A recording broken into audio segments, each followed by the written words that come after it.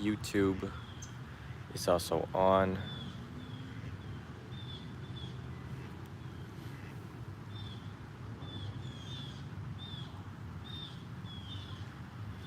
Let me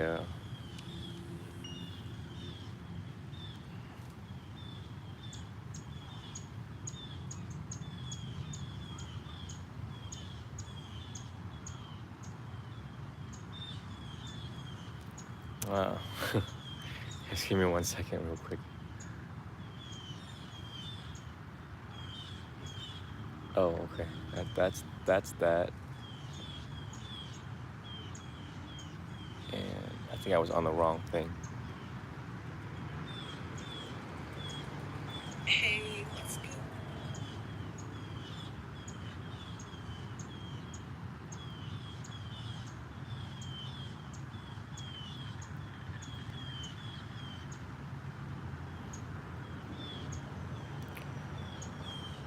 Okay. I was hitting the wrong buttons. I'm actually very low tech. Very good.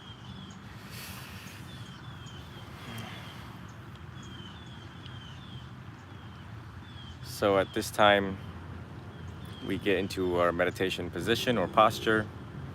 Wherever you're at, you can sit, you can lie down, or walking. We want to know exactly what we're doing when we are meditating. And today we will go back to mindfulness of the breath, which is using one of the 4 techniques that I have been teaching. We will be mindful of the in-breath, of the out-breath, if it's long, if it's short, if there's a natural pleasure that is associated with it, or if there was a struggle with the breath. We will notice it, we will know when it is happening. One which knows is a Buddha. And when we are meditating, we want to know what is unfolding. Being able to track the breath, one is also able to track the mind. You make this into a habit, and meditation becomes easier and more pleasant as the day passes. So at this time, with our back straight, shoulders relaxed, relaxing all of the muscles on our face, we take our first 3 deep breaths.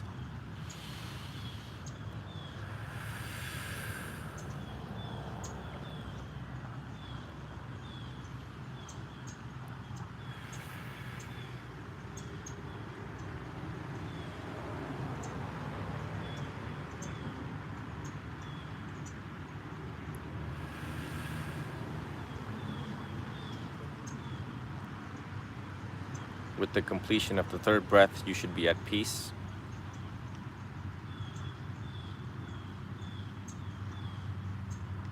Breathing in, we know we're breathing in. Breathing out, you know you're breathing out.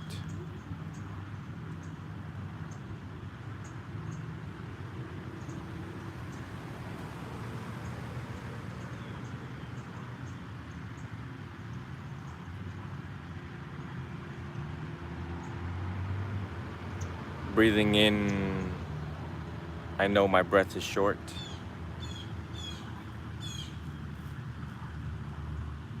Breathing out, I notice my breath was longer.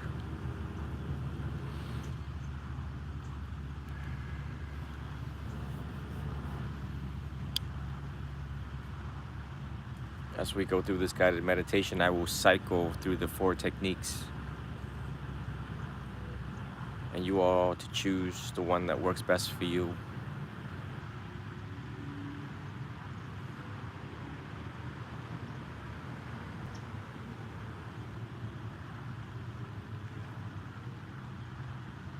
Breathing in, you know you're breathing in.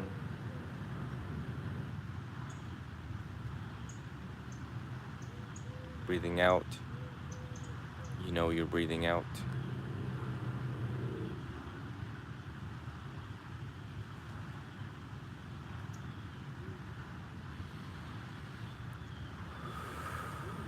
Breathing in long, You know it was a long inhale.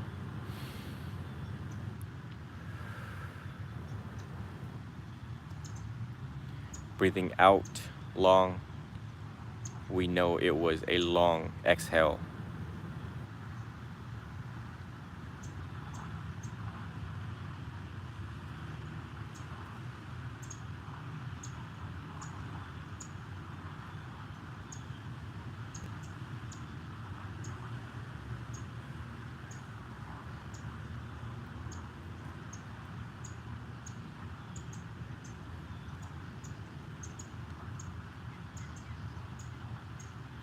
Now we cycle through the second technique of counting. In breath 1.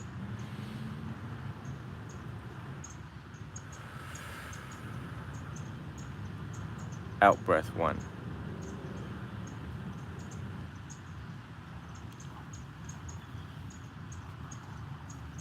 In breath 2.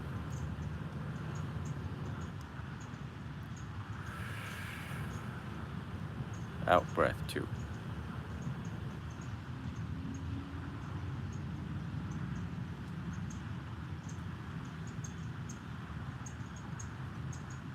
In breath 3. Out breath 3.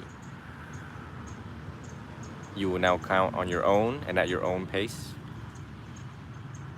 all the way to 10 and then backwards.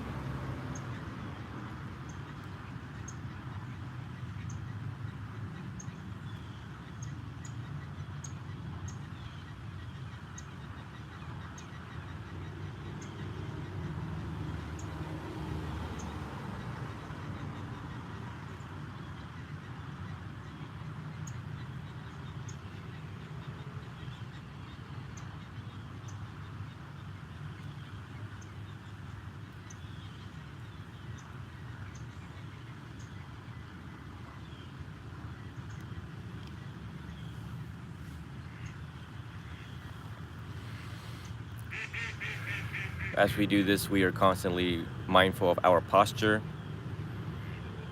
mindful of our shoulders, neck, back, how it is straight. We adjust and readjust as necessary. If our legs get tired, we can move it.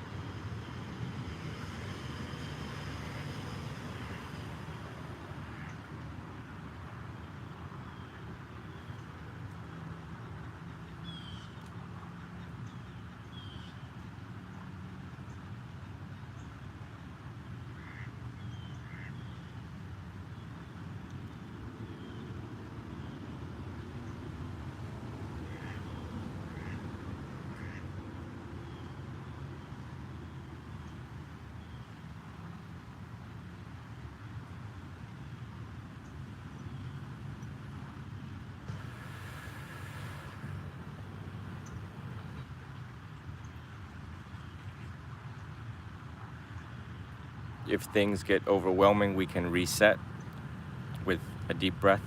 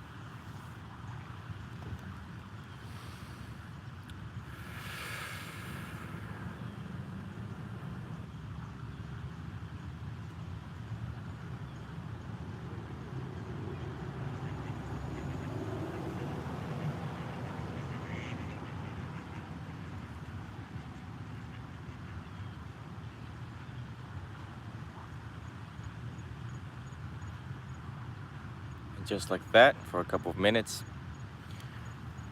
Whenever you're ready, you can relax your concentration and arise from your meditation.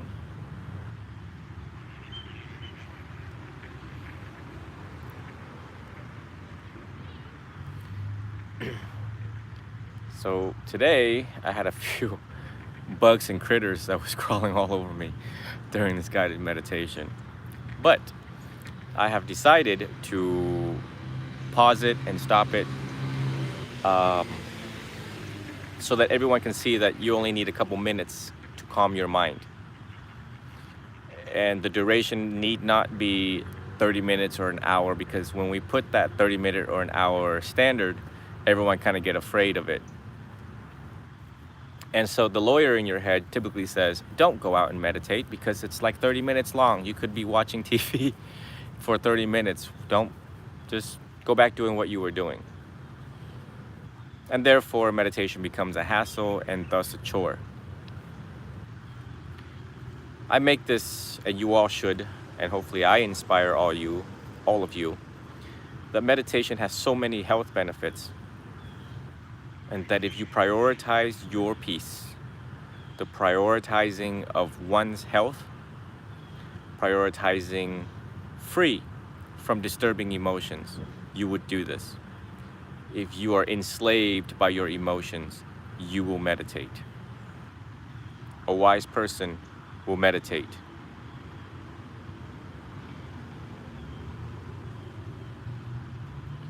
Always make time to meditate.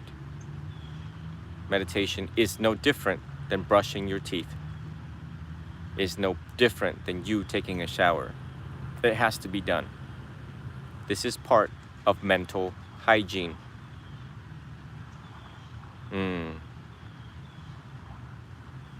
The amount of suffering moment to moment, second to second, the viciousness of the mind that plays out moment to moment, second to second, every single day. One must ask, how well have I been looking after my mind? How well I have been looking after my mind.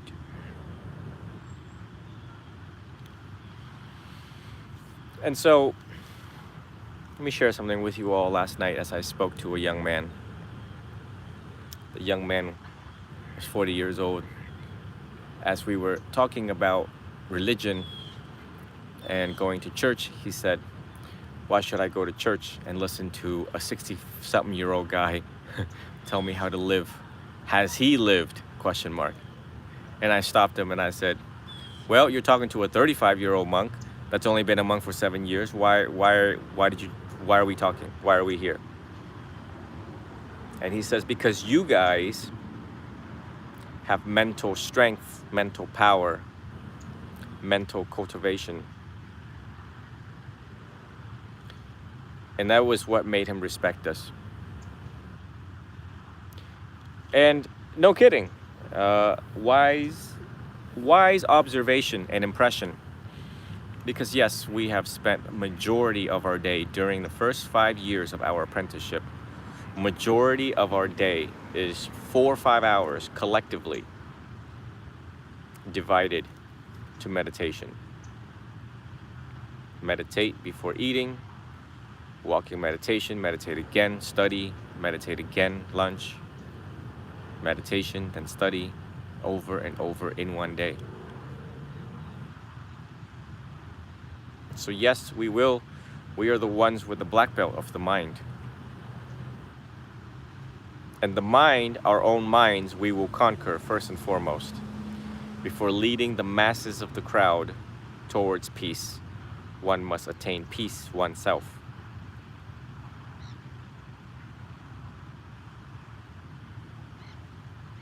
The strenuous, ardent task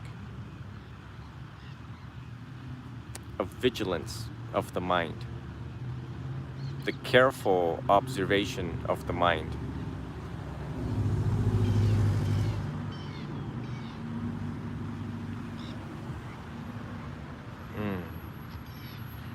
You know, from time to time, as you ride a horse, you're gonna have to crack the whip on the horse to let it know where to steer and where to go. You control the horse. The horse does not control you. The mind is seen the same way, as seen that way. The mind is seen as the horse, the monkey, you name it. The 5 little puppies that's running around. Is it going to run your life? Absolutely not. So therefore, when you crack the whip, the mind needs to listen very quickly. It needs to obey in a matter of an instant. The word peace is free from disturbing emotions. And it is exactly that. The first identification of any disturbance needs to be quelled, needs to be mitigated, needs to be addressed.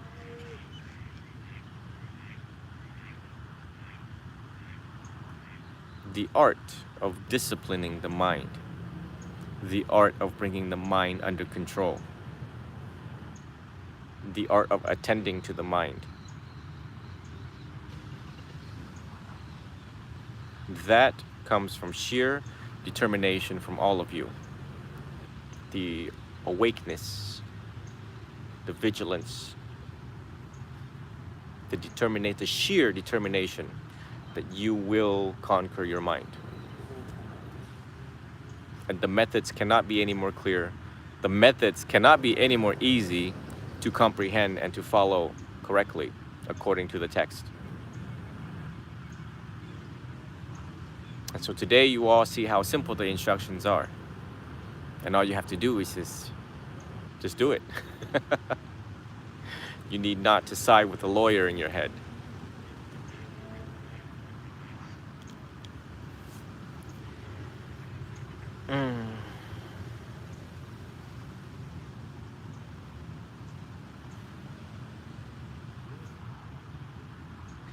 The ability to sit still. One must ask oneself, can I sit still? And if you can't, why can't I sit still? And you must trace the root cause of that.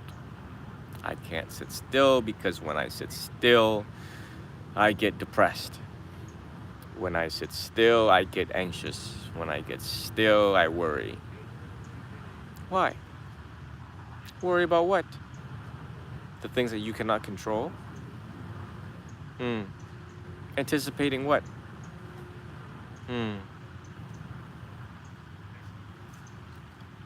How real? How real is it in your mind? We suffer more in imagination than in actual real dangers. Truly.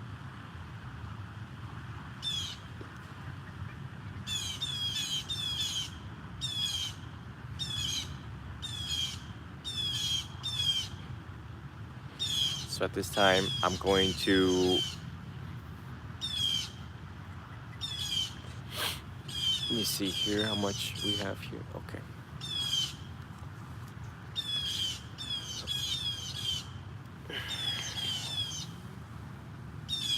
What a beautiful view, huh? Let me move this for Facebook to see.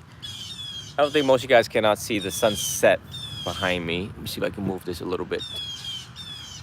But behind me, there's a waterfall. Yep.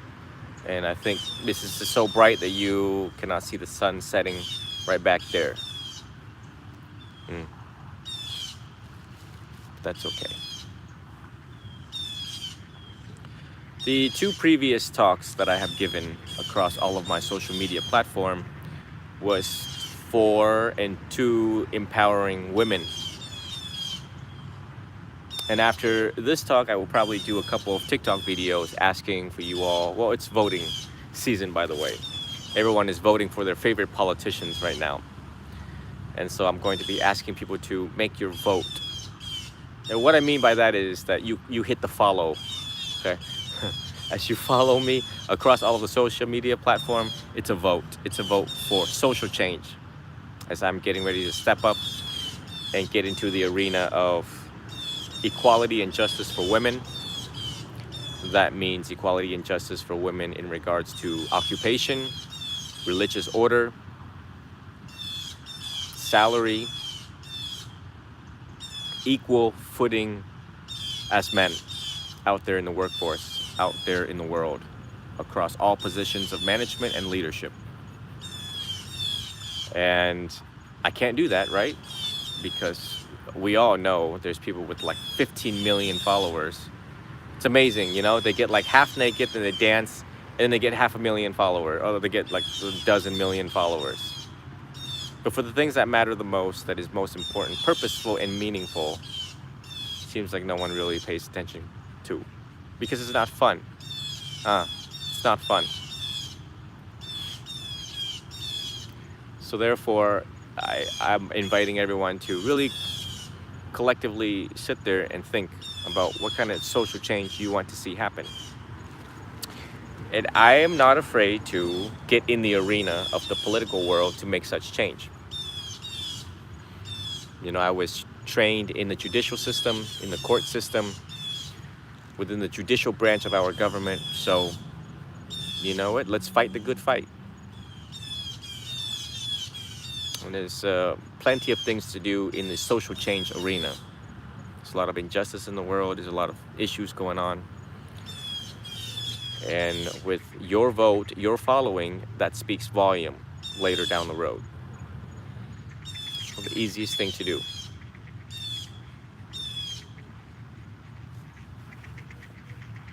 There's more podcasts coming up in empowering women.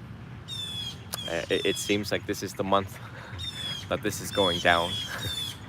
So I'm quite jubilant, happy to take on such a topic and, you know, lending a voice, giving a voice to people who don't have it, who cannot speak up, or that the voice is not as loud as it should be. The underrepresented. And you know what? I want to see everybody happy as humans. I want to see equality and justice for all that are humans. In this lifetime, in the society that we live in the system of government, in the system of education, and the occupational arena of working. Men and women work same capacity and deserve equal pay. If women can demonstrate that they have the ability to lead effectively, then they should be given and afforded the opportunity to do so.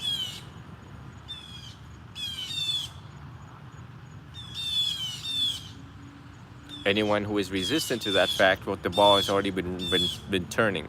We've already seen police chiefs that is female. We've already seen CEOs that is female. Politicians, you know, the change has already been started, and it will continue to do so.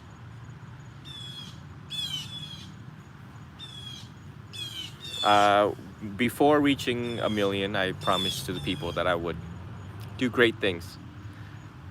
And the first thing I tackled when I reached the 1 million hit on TikTok was to stand up for LGBTQIA+, followed by everything else, followed by a adamant stance on war, heavily, you know, very outspoken on war and leadership. So, you know, I think that it keeps life a little zesty on the spiritual side. Though the Buddha has warned us not to get too political, but the Buddha too got political with the kings of his days in convincing them not to have wars and convincing them to change and peace and all of that. And if a monk is so well qualified, experienced to jump into that arena to affect world peace and world change, then one will do so, and I will do so. A lot of monks out there, and I respect their decision to stay with the forest and meditate in the forest. A lot of people just want a nice, quiet life. They don't want to cause any stir. But I've already been controversial, haven't I? Started out in the beginning, the middle, and then probably towards the end. My karma.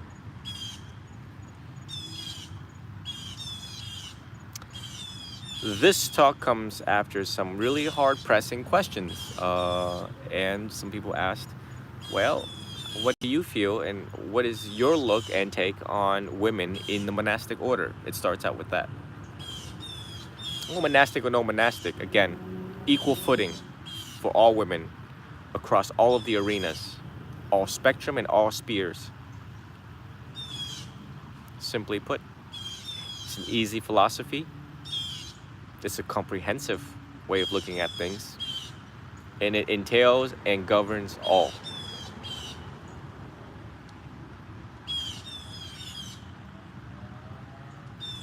So therefore, I have decided to take there's an opportunity during controversial voting season, voting times in our year, to ask all of you to continue to spread this message, to vote, to click follow, to believe in something. Imagine your little finger can make a difference. And that it did, and the lives that it has saved. When I was very outspoken about the LGBTQIA+, I stood up for gay people, and I was very sharp with my words in regarding the parenting styles, how parents should accept their kids no matter what choice they make, and you are to stand by them. And just that alone, how much that influenced the thousands of people that is out there, and the lives that has been saved, and the many who've taken their life because they're not accepted. How difficult is it to just be human? To live freely and to freely express. What kind of leader you guys want? You guys want one that is quite outspoken? Stand up for all of us? So, I'm not afraid to be that face for all of you. Piece of cake.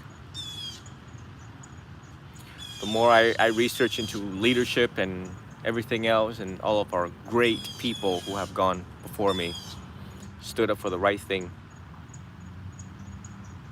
They weren't afraid. Once you know the game, you're not afraid. Once you know the political arena, you're not afraid. My life in the courtroom, a lot of politics. My life in the monastic order, a lot of politics. And once you've lived it, trust me, once you've lived it for so many years, seen so many faces, so many people in power and authority, of justice, of everything, you're not afraid to stand up and speak up. Once you get your facts straight about things, time to stand up and put people in their place.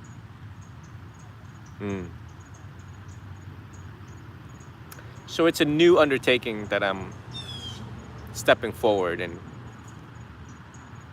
letting you all know. It's unfortunate that our world is progressing slow. A lot of things should not be, but yet it is. But luckily, as you sit there and reflect on this talk, understanding this talk, you realize that there are people like me who are stepping forward. Buddhism without borders, to stand up for all of you.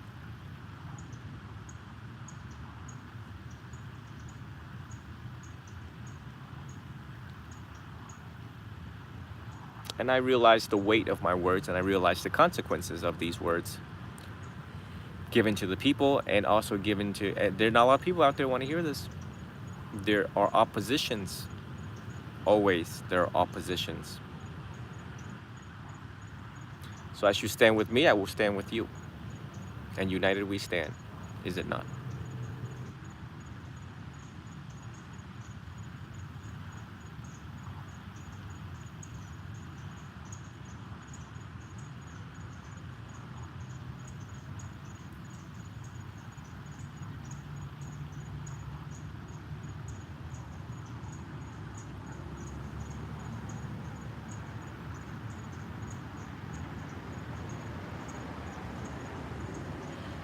This is really peaceful. I don't want to get up. I really don't. I can sit here for another hour.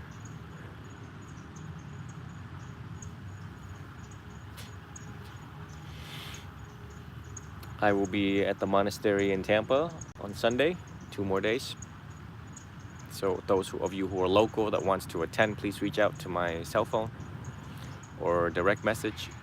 There's gonna be a group of 10 that is coming with me. And I'm not sure what they're seeking.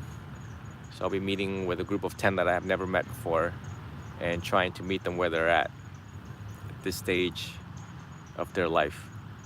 So it's gonna be one heck of a fun journey on Sunday as we participate in the vegetarian festival that they always have on Sundays.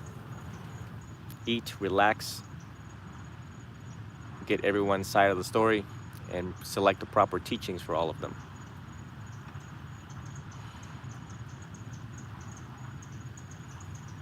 It was inspired by one student, and apparently that student picked up her phone, and the next thing you know, instead of 2 people coming, it's 10.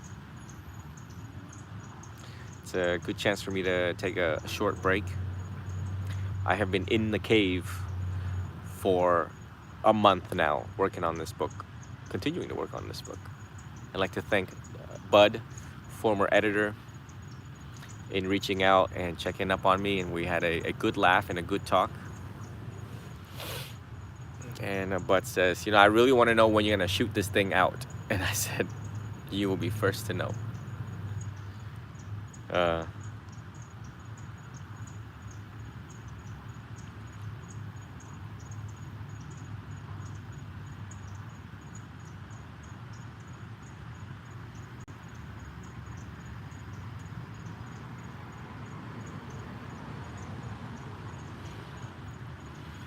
So at this time, I like to conclude my talks, my talk, and thank you all for joining. Again, I need to, you know, I forget a lot of things when I give talks. One of them is to encourage everyone to share the videos, to share the influence, to inspire other people.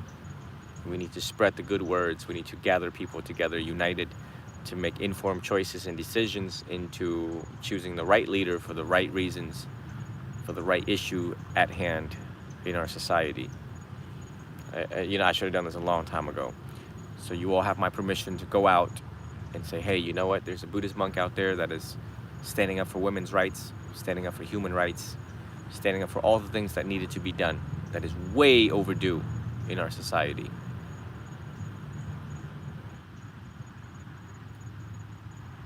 Go out there and stand up for something, right? Instead of watching Netflix all day, yes?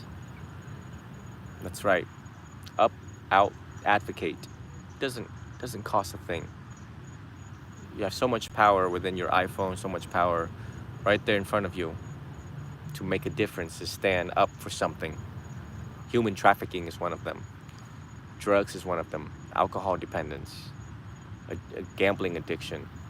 There's so many things, social stuff that needs to be done, that needs additional voices to effect the purpose of change or to better a certain system. Mental health, right? Stand up for mental health. The list goes on. It never stops.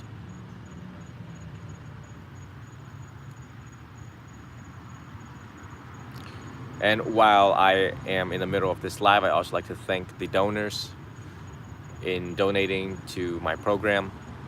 And as a result of that generous contribution, our programs, it buys the time for our program to continue as much as it can, given the budget constraints. But, you know, some resources is better than no resources. And that it brings hope and light and education, standing up for education for the students that I'm leading and the monastics that I'm training across the world. And pretty soon here, no, they really like to crawl on me. Pretty soon here, I will be releasing some training videos for those. There have been many of you from California, from Idaho, New York, Texas, Seattle. There's many of you that have asked about ordination and training as a monk. So therefore, because you cannot fly down, and unfortunately I cannot fly up, I have decided to release some preliminary training instructions and information for those who want to start that process in cultivating self-discipline. You can train as a monk when you're home. You just have to be really disciplined and determined to do so. I have no doubt you all can do that. But I need to start that, rolling the ball on that, just because we're not getting any younger. And I believe somewhere down the line, down the road, I'm going to meet people across the US, across the world, and they're going to be like, you know, remember that training video that you did? You know what? I did most of that. You know what? I'm ready to ordain. I'm ready to join the order. You have prepared us mentally, you have prepared us physically, and now we are just ready to hop on the bus.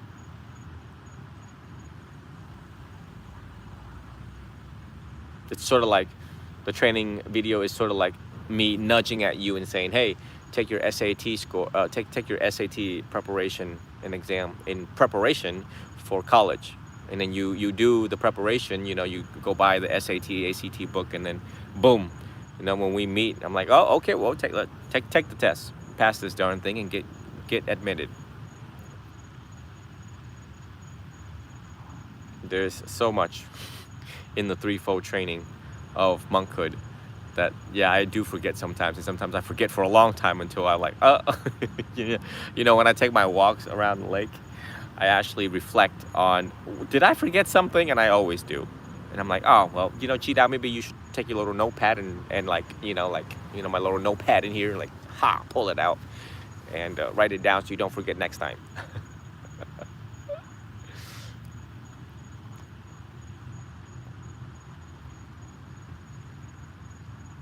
So today's Friday. You all look forward to a restful weekend. Make the best out of your weekend. Try to lay low from the alcohol and drugs and all that fun stuff. Yes, it's fun for now, but it has long-term consequences. And if you're listening, if you're here, obviously if you're hearing this talk, you're on the spiritual path. And try to refrain from intoxicating substance. Try. And the more I tell you not to do it, the more you're going to do it anyway. So that's why I'm telling you, try to cut back. Try to cut back. Trust me. It'll be better for your health and be more conducive to your spiritual growth and development.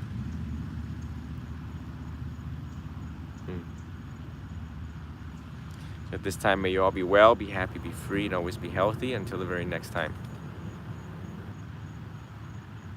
Sadhu, sadhu, sadhu.